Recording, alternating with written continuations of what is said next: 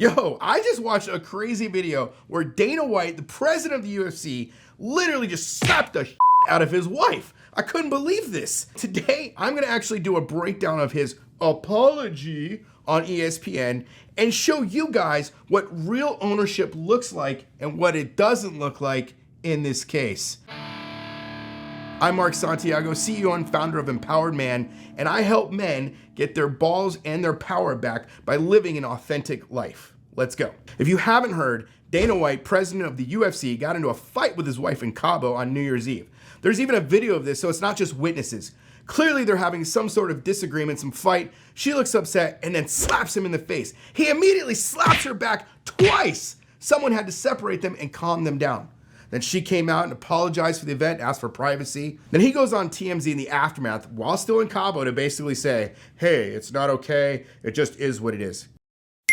Quite frankly, he don't give a crap about what people think. He don't give a crap about what anybody thinks. Oh, and then he interrupts a media day, which is what we're about to do here, and make it all about the fighters, as he says, but it's really about him. So let's take a look at the video. So I just wanted to come out today and talk to you guys on this media day with the athletes that, you know, the focus is on them. These guys have trained hard and got ready for this fight. What happened on New Year's Eve is my mistake, not theirs. So listening to this, you think, well, man, he's taking ownership. He's, basically saying, hey, this is my mistake, not the fighters. Okay, well, let's keep listening. And obviously, nobody's more about free speech than me. If somebody, There's something about his attitude and like the way he's carrying himself that just isn't sitting right. Because I've listened to this a few times. The first time I heard it, I was like, maybe he's trying to own his stuff. But the more I watch this, the more I watch his body language, and the more he's just kind of like, just trying to like make a joke out of it, kind of just lessen it. This tells me this guy is not really engaged with what has actually happened. Come out and voice their opinion on it and whatever it might be, then by all means. I'm sure you guys have seen the TMZ video and seen my interview. It was obviously a horrible personal experience, and there's no excuses for it. Something that I'm gonna have to deal with and live with for the rest of my life. Oh, poor Daddy Dana has to live with this for the rest of his life. He's only a multi-billionaire with all kinds of people at his disposal, but he's got to live with this for the rest of his life. What the f*** are you talking about, dude? Like, what about your wife? The fact is, you smacked the shit out of her, and it's all over the world. Like, your wife getting beat by your hand is all over the world. What is she living with? And that's the crazy thing is when I watch this, he's very much like a we. This is a we guy. This is like, oh, it's both of our faults, both of our problem. She smacked me, I smacked her. And he just kind of sees it as this thing. But it's like, dude, you are missing something big here right now. You're missing an opportunity for growth to lean into what caused this issue and what in your right mind would make you think it's okay to do this. There's never an excuse. I'm sure you guys have read some of the same stuff that I've seen.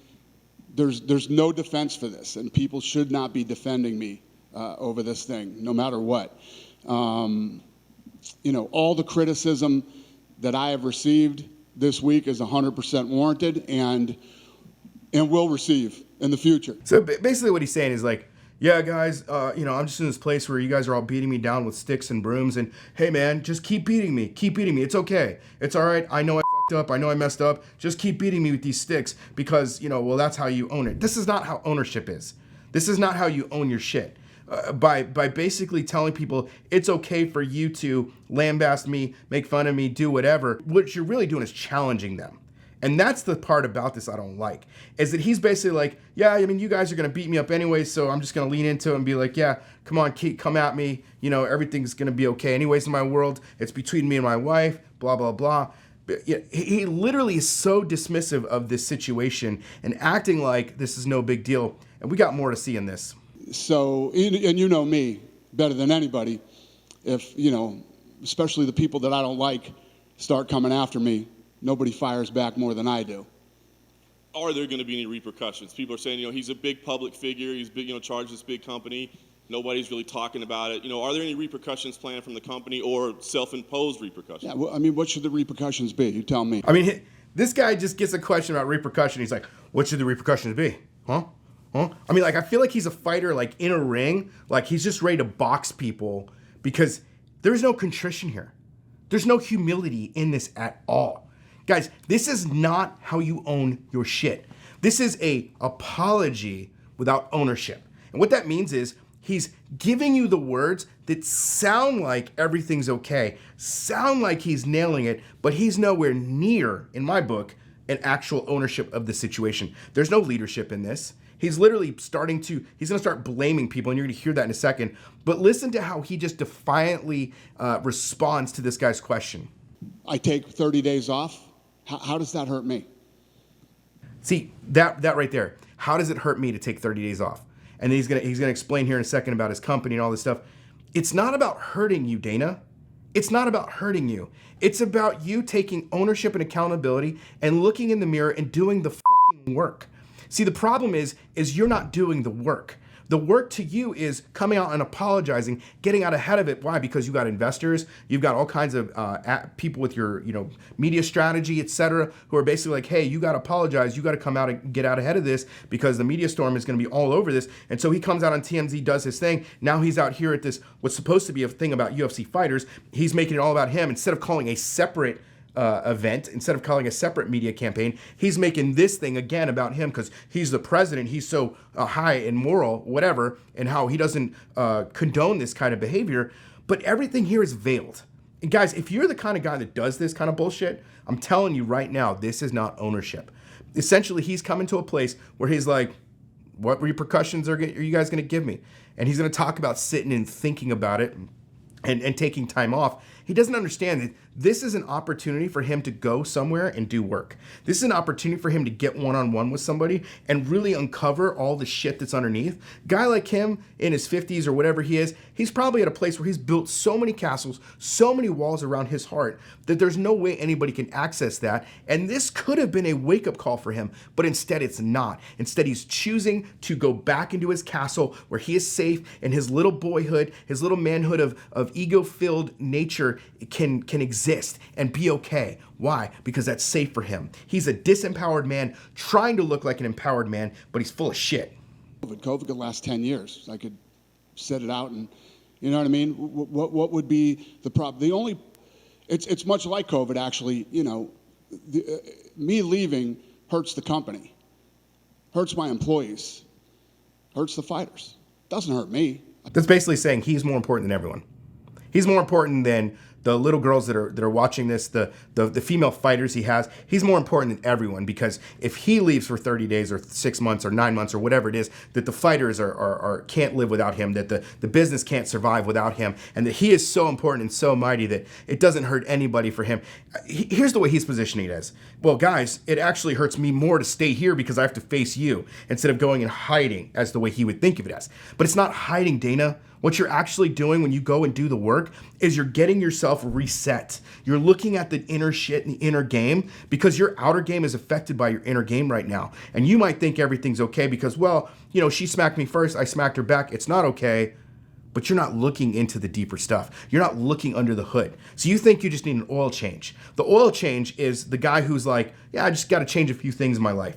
But in reality, it's not the oil change. You see, if you're driving a car that has a engine block problem, and you might think, well, gosh, it's out of oil, so I need to put more oil in it, so I'm gonna get an oil change. You think that's all it is. I just gotta change the oil. But here's the problem. It doesn't matter how many oil changes you give that car. If the engine block is cracked, it's fucked. And that's what's happened to Dana White. His engine is cracked and it is fucked. It is not just a one-time thing where he just smacked his wife out of anger. No, there are things underneath this. I can guarantee if you peel back this guy's psyche and the things that he's experienced in his life, his trauma, etc., he's so far built up and built away from his emotions where he's not wanting to allow anyone into that place. And because of that depth, that's why there's no contrition in this. There is no humility in any of this. And here's the thing is, you can't be a guy who just goes and looks for an oil change. You have to be a guy who says, you know what, my engine is cracked. I need a whole new engine. And that's the only way you can move forward, is by getting a new engine, not getting an oil change. I don't know. Do I need to reflect? No, I don't need to reflect. The next morning when I woke up, you know what I mean? Yeah, I've been against this. I've owned this. I'm telling you that I'm wrong. What pisses me off about this is he thinks he's owning this because he's telling you he's wrong. Like, how dumb do you think we are, dude?